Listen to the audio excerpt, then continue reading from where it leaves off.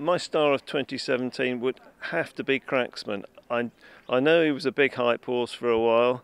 I think he went slightly off the radar. He came back at Ascot. They decided he was mature enough to go to Ascot and do his thing. I don't think it was the best piece of form I've ever seen in that race, but I've rarely seen a horse do it better, that lovely low, grabbing the ground kind of style. And it wasn't so much him winning it, it was the fact that in winning it, he set up next season.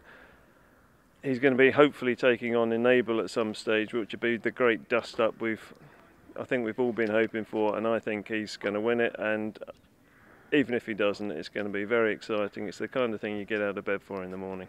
So my star of 2017 is Buveur D'Air. Fittingly, we're at Nicky Henderson's 7 Barrows Yard where the champion hurdle winner lives. He started the year over fences but was switched back to hurdles, won at Sandown before, winning the champion hurdle in brilliant fashion, travelling, jumping and quickening like any good champion hurdler should.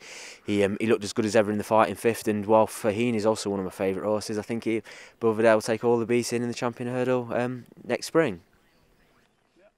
Well, it's hard to choose between them, between Might Bite and Altior, and they've both very good novices, and I wouldn't like to pick between the two, but they were both pretty scintillating. For me, Vincente, he sort of go back and win a 2nd Scottish National, just shows that the horse is all heart.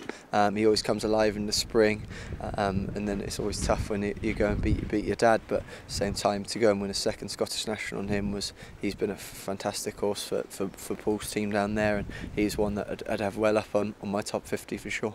One of the stars of 2017 for me, and indeed of 2016, was Lady Aurelia. She'd been stunning in the Queen Mary, and she was just as good when she returned in the King's Stand. I think most people thought she had a bit to prove that day. She'd been beaten at the end of her 2-year-old career, only won a minor event on her reappearance, but from a bad draw, she showed blistering speed again and looked every bit as good as she had done at 2, pulling right away in the closing stages to win one of the most competitive sprints of the year by clear daylight, which you don't often see in a race like that. My horse of 2017 is a veteran sprinter Take Cover. It's hard to imagine that he was made his debut way back in 2011, but at the age of 10 he's had a season to remember. First winning a listed race at York, and then towards the back end of the season he won 3 in a row, 2 more listed races and a Group 3.